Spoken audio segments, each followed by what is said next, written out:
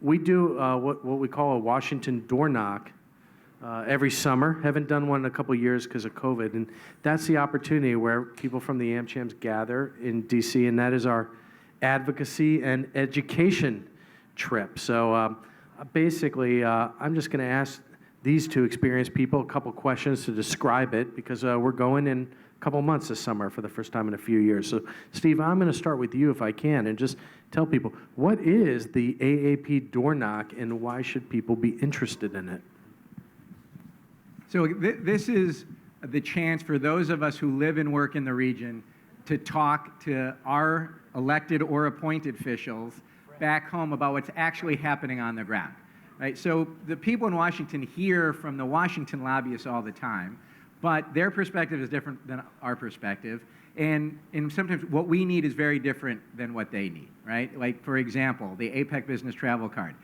That legislation only got passed in the Congress because of the work that we did in the region, because nobody in Washington, uses it all that often, where those of us here use it all the time. And it's a huge benefit for us to have had that card. So that's the type of things that we want to focus on. What is it that they're not hearing in Washington because the Washington reps don't tell them because they don't know, or they don't care about it like we care about it? And the way the Doorknock is structured is we get together on, this year it's going to be, I think, Sunday, July 17th, that evening. So we all fly into Washington over the weekend. That evening we get together to kind of go through what the agenda is going to be and what the main messages are and what we want to take away from it. The 18th is hosted for us at the U.S. Chamber, and Shannon's going to be a big part of that. And so the U.S. Chamber, we go there, and that's when the executive branch officials come to us. And so the Department of Commerce, USTR, the National Security Council, Treasury, and then other influencers in Washington. So we meet with them at the Chamber on Monday. So that's Monday's the executive branch. Tuesday's legislative branch. We go up to the Hill. We'll be getting a room probably in the Congressional Visitor Center, and then all the members will come through and see us. Monday night, we're going to have a great reception at a home in Georgetown. Tuesday night, we'll have another reception, probably with the U.S. Chamber. So there's social aspects of it, there's networking aspects of it, there's learning aspects of it, there's lobbying aspects of it. And you get a cool picture like the one people are looking at right now. Shaban, I know you just returned from Washington, D.C., and met with government officials and saw kind of some advocacy in action. Tell us about your experience last week. It's still a bit of a blur, actually. Going back on what you're saying about the Doorknock, I think it is something really, really important that we need to do ever more so this year, where Asia Pacific is the focus, is becoming a focus. And so I think if we can muster some presence, I think in the past we've had a lot of presence from some of the larger chambers, whether it be from Australia or from the China chambers, Singapore. But I think some of the smaller chambers now really need to kind of show their presence in Washington. And if we can find members that can come along and be present in that conversation, I think it's the right time. When I was in Washington, the mood was very receptive to hear what was actually happening on the ground. I think COVID really exposed to them that they needed to pay closer attention to what was happening literally in each country. And so therefore, not just listening to the Washington reps, but listening to the executives who were working in the space. So I think it is important to encourage your members to come, encourage your executives to support your presence on the Doorknock. I think we welcome the ability to hear the language that is being used in Washington when they refer to AmChams in the chamber and the U.S. businesses in country. And I think that language is very, very useful to kind of understand how the administration is thinking, how the Congress and Senate committees are also thinking about businesses in the region. We've had in Malaysia some visits from the Senate Senate Foreign Relations Committee. We're hoping to reconnect with them when we go back in July. But the interest is there, so I think it's time for us to all step up and try and bring with us to this Doorknock, not just ourselves, but also our members. Perfect. Thank you for that. I think people have seen up on the screen over the past few minutes that people like Secretary Clinton and Secretary Pompeo and members of Congress, others that we meet with.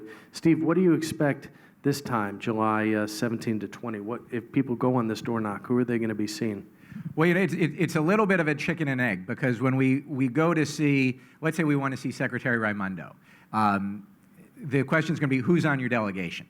And if we get a senior, but then when we go to the people and say, are you going to come to the door knock, they say, well, who are we going to meet with, right? And so it's like, you want to know who we're going to meet with, and they want to know who they're meeting with. And so it really is incumbent upon us to get as many people and as a diverse representation and a senior representation as we can. And I think if we get that senior representation, I'm not going to, I don't want to guarantee we're going to meet with Secretary Raimondo, but we'd have a very good chance to meet with her. If we can't meet, maybe if we don't get Ambassador Tai, we would get the Deputy Bianchi.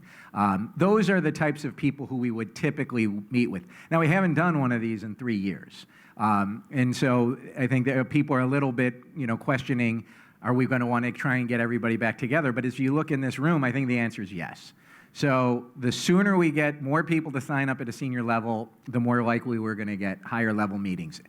I would just say the third day, so we do Monday, Tuesday, and then the third day we reserve to the chambers to set up their own meeting. So if they want to do a country-specific meeting. So Ambassador Murpuri, who's Singapore's ambassador in Washington, he's already offered to host those who are from AmChams Singapore in his home for breakfast to meet with him then. So we'll get those types of meetings too. No, I appreciate it. Just to add to that, Adam, when I was there last week, I obviously was selling the fact that we were coming back in July to everybody that we were meeting.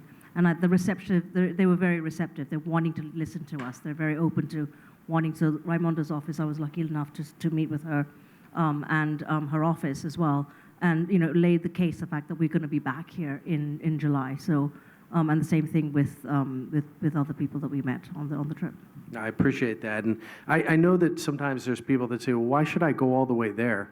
Because it takes a long time and it's expensive, when I can just see some of these visiting government people hosted by our own AmChams in the region. And the truth is, we end up seeing a group of people that we actually don't get out here in the region. The National Security Council people, think tank people. It's an election year, so sometimes we see political pollsters. If nothing else, it's a wonderful civics lesson, the door knock, and it's a lot of fun. So anyway, we're wrapping up so we can move on to our next panel discussion. I just want to encourage people.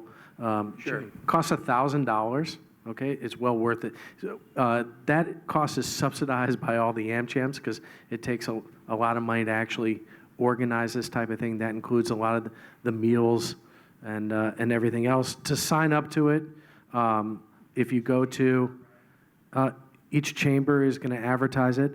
There's also AAP has a website, amchamap.com. You go there, click on a link. The registration page is on a SurveyMonkey type thing, and then you will get a confirmation email and an invoice.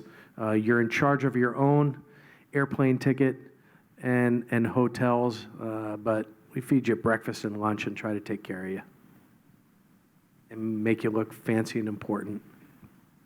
And again, and some are like, the meetings that, that one of the things that, you learn from past door knocks, like we met with Corey Lewandowski right now. So Corey Lewandowski is, was Trump's campaign manager at one point, and he was very influential with President Trump in the White House. And, hearing from somebody directly like him is just something that really helped me think about, okay, what is it that we should be positioning ourselves in business, understanding how the White House thinks. We've also told, we have a Washington firm, BGR, and I said, we need to meet with a lot of Republicans too, because it is very likely that the Republicans are going to be holding at least one of the two houses of the Congress. So we need to start thinking about that now. We need to get that input now. So it is both that we lobby, but it's also that we learn. And it's really a very unique experience you're not going to get sitting at home. And that Corey Lewandowski meeting, that was my favorite door knock meeting ever, and I've been to 17 of these. He was Donald Trump's first campaign manager and kind of a dynamic, interesting speaker. And he sat there and he told us all, to our group of AmChams that all love TPP, right, all of us. He sat there and he said, during the campaign. As soon as we heard what TPP was, we knew what a loser issue this would be and what a golden ticket it was for us. So we came out immediately and started slamming it as a loser deal for the American people. And he was right about that politically, but it was just fascinating to hear him sit there and tell us that. That was a great meeting. Anyway, we are out of time. If people have questions about the Doorknock, obviously they can come to any of their AmCham leaders and talk to them about it, but we hope people will show up. And for those coming to Hawaii, we want to spend time when we're down there, besides having pizza and beer and going to temples and citadels, that we're going to take a little time to sit together, figure out what are the messages we want to deliver, who are the people we want to meet, so we can start working that into the Doorknock now. So we look forward to continuing this discussion throughout this weekend. Thank you to both of you. Thanks so much. We're going to add a couple chairs here, and if I could call up our next panel, led by Glenn, Mr. Radio, we call him, in the back. Come on up, Glenn.